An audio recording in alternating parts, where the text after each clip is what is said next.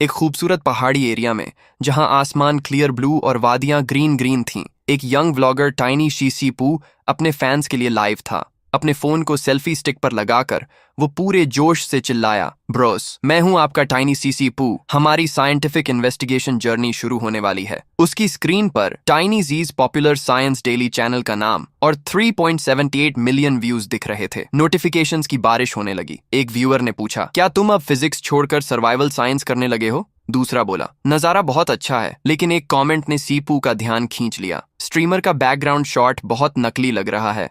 जीपू मुस्कुराया और बोला, ओ, कुछ ब्रोज नकली बैकग्राउंड पर सवाल उठा रहे हैं। आपके लिए कैमरा एडजस्ट करता हूं। उसने कैमरा घुमाकर टनल का रास्ता दिखाया, ये प्रूव करने के लिए कि सब कुछ असली है। मगर तभी टनल से एक जोर की आवाज आई। एक ट्रक का इंजन जोर से गूंजा। वो पलटा तो एक व्हाइट ट्रक तेजी से उसकी तरफ आ रहा था। गुड ग्रीफ, क्या लक है। बिल्कुल लाइव स्ट्रीम के टाइम एक व्यूअर चीख पड़ा, होली क्रैप। जीपू खौफ से फ्रीज हो गया। ट्रक बिल्कुल उसके सामने था। एक तेज ब्रेक की आवाज और फिर एक जोर का क्रैश। अगले ही पल स्क्रीन कांच की तरह टूट गई। जीपू एक ब्लू लाइट के वॉर्टेक्स में खिंच गया, जिसके चारों तरफ बाइनरी कोड्स घूम रहे थे और उसका बॉडी डेटा की तरह बिखर रहा था। जब उसकी आंख खुली, सब कुछ बदल चुका था। यह मैं कहाँ आ गया? उसने खुद से पूछा, क्या मैं अब भी चाइना में हूँ? कहीं ये हेल तो नहीं? उसे ट्रक का एक्सीडेंट याद आया और उसने सोचा, ये बहुत ही अनसाइंटिफिक है। वो अब एक वियर्ड ग्लोइंग मैजिक सर्कल पर बैठा था। हैरानी से उसने आसपास देखा। डार्क वॉल्स, स्पाइडर वेब्स और आयरन बार्स। ये एक ओल्ड टाइम जेल थी। बैकग्राउंड में प्रिजनर्स के स्केरी चिल्लाने की आवाजें आ रही थीं। शॉक में साइपू को रियलाइज हुआ, ये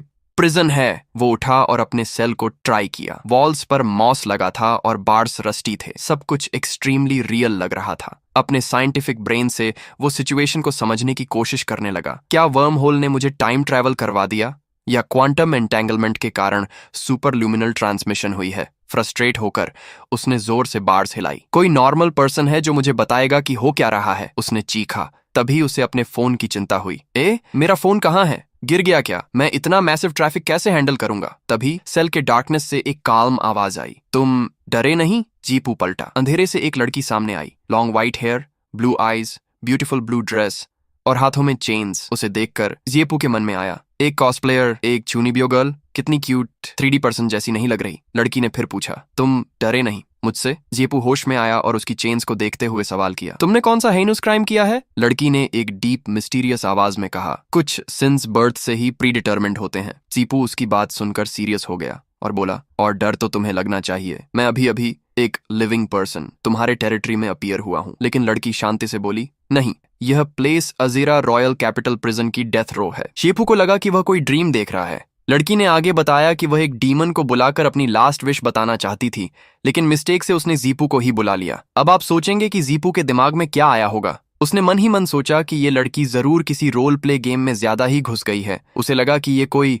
चूनिबियो, एक जापानी वर्ड ऐसे लोगों के लिए जो खुद को किसी फिक्शन की स्टोरी का हीरो समझने लगते हैं, लड़की है। लेकिन तभी लड़की के अगले वर्ड्स उसके कानों में गूंजे और जीपू को जबरदस्त शॉक लगा। लड़की ने कहा, हम जो इस सेल में हैं, हमें कल सुबह हैंगिंग ग्राउंड में ले जाया जाएगा और अलाइव जला दिया जाएगा। ये सुनते ही सीपू के होश ही उड़ गए। उसे समझ आया कि ये कोई जोक नहीं था। लड़की ने उसे बताया कि अगर वह इस समन को कैंसिल करती है तो सीपू अपनी पुरानी वर्ल्ड में लौट जाएगा, लेकिन वहीं मर जाएगा।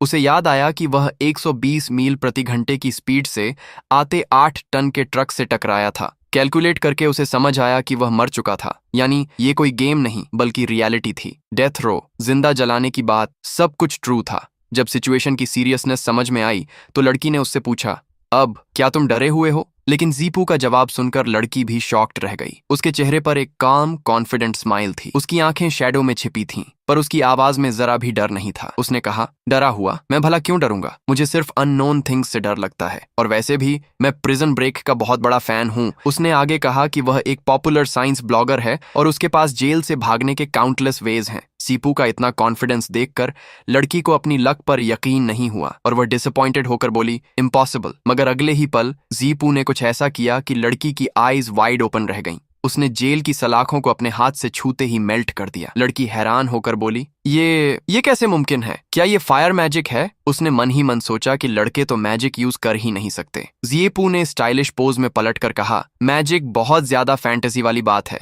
ये साइंस की पावर है। लड़की अभी भी शॉक्ड थी। उसे समझ नहीं आ रहा था कि बिना किसी मैजिक एनर्जी के भी ये एंटी मैजिक मेटल को कैसे मेल्ट कर सकता है। जीपू ने अपना बैग खोला और उसमें से कुछ सामान निकाला। उसने लड़की से पूछा, क्या तुमने कभी थर्माइट रिएक्शन के बारे में सुना है? लड़की ने जवाब दिया, नहीं। जीपू ने कॉन्फिडेंटली अपने होंठों को चाटा और बोला, कभी नहीं सुना? तो फिर आज तुम एक अमेजिंग थिंग देखने वाली हो। वह लड़की की चेन्स के पास बैठ गया और उसे समझाना शुरू किया। ये बहुत इजी है, बस एल्यूमिनियम पाउडर और आयरन आई ऑक्साइड पाउडर को एक अनुपात 2.95 के रेशियो में मिलाओ। उसने एक लाइटर निकाला और बोला, और फिर इसे जला दो। इससे 2500 डिग्री सेल्सियस तक की गर्मी पैदा होती है, और इतनी गर्मी स्टील को पिघलाने के लिए काफी थी। एक चमकदार स्पार्क उठी और उसने लड़की की एंटी मैजिक चेन्स को भी इजीली मेल्ट कर दिया, और लड़की बस हैरान होकर उसे देखती रह गई। और इस तरह जीपू ने अपनी साइंटिफिक इंटेलिजेंस से उस जेल की सलाखों को और लड़की की जंजीरों को पिघला कर दिखाया कि साइंस किसी भी मैजिक से कम नहीं। वो लड़की, जिसकी आंखों में टोटल सरप्राइज था, धीरे से बोली, साइंस की पावर? किसी मैजिक की जरूरत नहीं। शायद उसकी वर्ल्ड में ऐसी चीजें मैजिक से ही होती थीं। जीपू ने उसकी तरफ अपना हैंड आगे किया और कहा, तुम किसका वेट कर रही हो? ये एस्केप करने का टाइम है, मिस प्रिजनर। लेकिन लड़की ने अपनी हैंडकफ वाली रिस्ट को देखा और वहीं रुक गई। जब जीपू ने उसका हाथ पकड़ा तो उसने सैड होकर कहा, बट मैं गिल्टी हूँ। जीपू उसे खींचकर जेल के बड़े से गेट की तरफ ले गया और बोला, मैं जहाँ से आता हूँ वहां बाय बर्थ गिल्टी होने जैसी कोई चीज नहीं होती। अनसाइंटिफिक बातें मत करो। लड़की ने उसे वार्न करने की ट्राई की, अगर तुम मुझे सेव करोगे तो तुम्हारा बैड लक होगा। इसके बाद उसने अपना नाम बताया, मैं रेना, और लड़के ने जवाब दिया, मेरा नाम सीपू। वो बस भागे ही थे कि कॉरिडोर की दूसरी साइड से एक आवाज आई, कोई भाग रहा है। गार्ड्स ने उन्हें देख लिया था। जीपू थोड़ा परेशान हो गया, क्या हम इतनी जल्दी डिस्कवर हो गए? एक गार्ड ने उन्हें रिकॉग्नाइज करके चिल्लाया, ये तो कैलेमिटी डीमन है। गार्ड्स को सामने देखकर जीपू ने रेना का हाथ और टाइट पकड़ लिया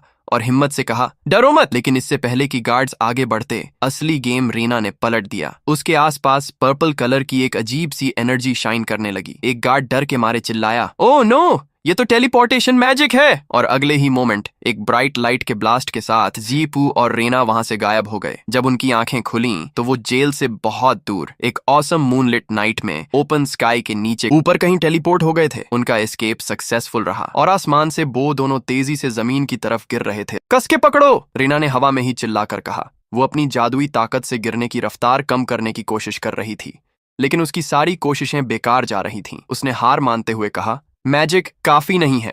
धड़ाम, दोनों पेड़ों की टहनियों को तोड़ते हुए नीचे आ गिरे। लेकिन आखिर में जीपू ने रेना को बचा लिया। सारा झटका खुद सहकर जमीन पर उसके लिए एक कुशन बन गया। जब उसने आंखें खोलीं तो रेना ठीक उसके ऊपर थी। इस नजदीकी से जीपू का चेहरा लाल हो गया। तुम्हें चोट नहीं लगी? तुम ठीक हो? रेना ने उसकी चिंता करते हुए कहा। जीपू ने जब कहा कि वो ठीक है तो रेना ने राहत की सांस ली और कहा, तो फिर ठीक है। जब उन्होंने अपने आसपास देखा तो वो एक कब्रिस्तान में थे जो एक पहाड़ी पर बसा था। जीपू ने सोचा, चलो जेल से तो निकल आए, अब आगे क्या करें? उसके दिमाग में आया, काश इस जबरदस्त एस्केप को लाइव स्ट्रीम कर पाता, जरूर वायरल हो जाता। शेफू, जो इस सबसे ऑब्वियसली कंफ्यूज है, आगे का प्लान पूछता है। उसका क्वेश्चन काफी प्रैक्टिकल है कि अब जब हम जेल से बाहर हैं, तुम्हारा आगे का क्या प्लान है? लेकिन रीना उसकी बात का कोई डायरेक्ट जवाब नहीं देती। आप देख सकते हैं कि वो एक कब्र को देख और बस इतना कहती है, मैं घर जाना चाहती हूँ। और उसके पास कोई सॉलिड प्लान नहीं है। और फिर वो सिचुएशन की सीरियसनेस बताती है। वो कहती है कि उसका मैजिक खत्म हो चुका है, वो जीपू को प्रोटेक्ट नहीं कर सकती और उनके दुश्मन उन्हें जल्द ही पकड़ लेंगे। यहाँ हमें पहली बार हिंट मिलता है कि इन दोनों की किस्मत एक दूसरे से जुड़ी हुई है। और फिर आता है जब जीपू कंफ्यूज होता है कि रीना उसकी प्रोटेक्शन की बात क्यों कर रही है, तो रीना साफ साफ बता देती है, मैंने तुम्हें समन किया है, अगर मैं मर गई तो तुम भी मर जाओगे। बेसिकली ये एक लाइफ लिंक कॉन्ट्रैक्ट है। रीना की लाइफ अब डायरेक्ट जीपू की लाइफ से जुड़ गई है। ये सुनकर बेचारे जीपू का रिएक्शन देखने वाला है। उसके लिए ये बिल्कुल अनबिलीवेबल है और वो पैनिक करने लगता है सोचकर कि तो इसका मतलब मैं अब हाफ डेड हूँ। ये एक नॉर्मल इंसान का एक सुपरनैचुरल सिचुएशन में परफेक्ट रिएक्शन है। और जैसे इतना काफी नहीं था, रीना सिचुएशन को और अजीब बना देती है। समन्ड बीस्ट्स को लीश पर रखना जरूरी है। अब आप जीपू के पॉइंट ऑफ व्यू से सोचिए, एक अनजान लड़की ने उसकी लाइफ को अपने साथ बांध लिया है और अब उसे एक पालतू जानवर बीस्ट बुला रही है। इसलिए वो सोचता है कि पुअर थिंग, ये लड़की दिखने में तो प्रिटी है, पर लगता है इसका हेड ठीक से काम नहीं कर रहा। अगले ही पल जीपू एकदम से रीना का हाथ पकड़ लेता है और फुल हक से बोलता है, तुम्हारा लाइफ अब मेरा है, मैं किसी को भी तुम्हें ले जाने नहीं दूंगा। जीपू उसको कहता है कि वो उसे घर भेज देगा, लेकिन सिटी में एंट्री एग्जिट सिर्फ मेन गेट से है और वहां पे भी फुल हेवी गार्डिंग है। जैसे ही वो सिटी के अंदर आते हैं, जीपू को सब कुछ बड़ा अजीब लगता है। वो देखता है कि सोचते हुए, अजीब है, यहाँ तो सारी सोल्जर्स औरतें हैं और मर्द लोग मैनुअल लेबर कर रहे हैं, ये कैसी दुनिया है। जीपू की बात सुनकर रीना उसको अजीब तरह से देखती है और कहती है, अजीब? इसमें अजीब क्या है? यहाँ सिर्फ औरतें ही मैजिक यूज कर सकती हैं, तो है मर्दों को औरतों की ही सुननी पड़ेगी। ये सुनकर अपना शेपू बेचारा रोने जैसा हो जाता है। जेपू दुखी होकर, एक तो मैं मरते मरते बचा और अब यहाँ आके पता चला कि मेरा स्टेटस लड़कियों से भी कम है। तभी उनकी नजर दो आदमियों पर पड़ती है जो एक बड़े से वुल्फ को उठाकर ले जा रहे होते हैं। एक आदमी दूसरे पर चिल्लाता है, हे, इतना केयरलेस कैसे हो सकता है? और उनसे वो वुल्फ गिर जाता है। वुल्फ के मुंह से निकला हुआ सलाइवा एक मेटल के बकेट पर गिरता है और वो मेटल गलने लगता है। ये देखकर वो लोग हैरान हो जाते हैं, पर अपना हीरो तो हीरो है, ये शैडो वुल्फ का सलाइवा है। सब कंफ्यूज हो जाते हैं। फिर जीपू अपना साइंस का ज्ञान देता है, अगर मैं गलत नहीं हूं तो इस सलाइवा का मेन कंपोनेंट एसिड है और ये मैग्नीशियम के साथ रिएक्ट करके सल्फ्यूरिक एसिड बना सकता है। ये सुनकर सबके होश उड़ जाते हैं और रीना बस इतना ही बोल पाती है, एस्ट्रिंजेंट एसिड। उनसे थोड़ी ही दूर दो आदमी खड़े थे जिनके लिए यह सब किसी अजीब तमाशे से कम नहीं था। एक ने अपने साथी से पूछा, ये बच्चा आखिर कर क्या रहा है? दूसरे ने भी बस कंधे उचकाते हुए कहा, पता नहीं, बस अजीब सा है। पहले आदमी ने फिर से उस लाल रंग की थैली को देखते हुए कहा, भला एक बेकार सी थैली से कोई ऐसे क्यों खेलेगा? आजकल के बच्चों के भी क्या अजीब शौकर हैं।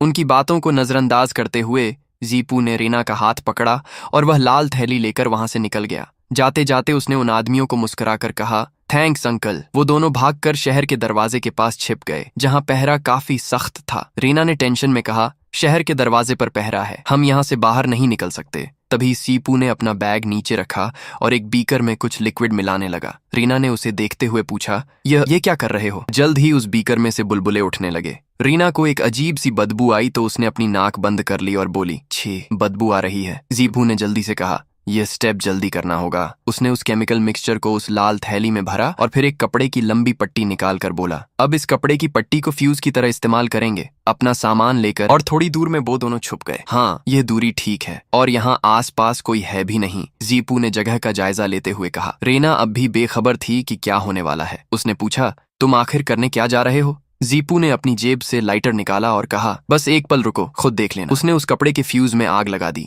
आग धीरे धीरे थैली की तरफ बढ़ने लगी। इस थैली में हाइड्रोजन भरी है, जीपू ने समझाया। इसे बस एक हल्की सी चिंगारी चाहिए और फिर यह एक कान फाड़ू आवाज के साथ फट जाएगा। और अगले ही पल एक जोरदार धड़ाम की आवाज गूंजी। नीचे गली में हुए धमाके से घरों की खिड़कियां तक टूट गईं। इसे कहते हैं हाइड्रोजन डेटोनेशन, जीपू ने शांति से कहा। धमाके की आवाज सुनकर गली में एक औरत चिल्ला उठी, वाह, ये क्या हुआ? किले की दीवार पर खड़े एक गार्ड ने फौरन खतरे की घंटी बजाना शुरू कर दिया और चिल्लाया, ये कैलामिटी विच है, जरूर ये उसका कोई जादुई हमला है। उसकी आवाज सुनकर नाइट कैप्टन ने अपने सिपाहियों को हुक्म दिया, तुम सब जल्दी से उनकी मदद के लिए जाओ। इसी अफरा तफरी का फायदा उठाकर जेपू ने रीना को अपनी पीठ पर उठाया और वहां से गायब हो गया। थोड़ी दूर आकर जब सब शांत हुआ, जेपू ने मुस्कुराते हुए कहा, पॉप साइंस, काम हो गया। रीना ने दूर किले की तरफ देखा। उसकी आंखों में एक नई उम्मीद थी। उसने सोचा, मैं अब घर जा सकती हूँ। जेपू को देखा और मन ही मन बोली, मेरा बुलाया गया बीस्ट कितना अमेजिंग है। उधर धमाके वाली जगह पर जहां अब भी धुआं उठ रहा था, वहां पे एक लड़की आ जाती है और उस जगह को देखते हुए कहती है, अच्छा तो आवाज यहाँ से आ रही थी, लगता है रीना ने किसी बड्ढे कमाल के क्यूटी को बुलाया है। सच में मेरा मन कर रहा है कि इसे अपना बना लूं। और उसके पीछे उसके बीस्ट्स खड्डे होते हैं।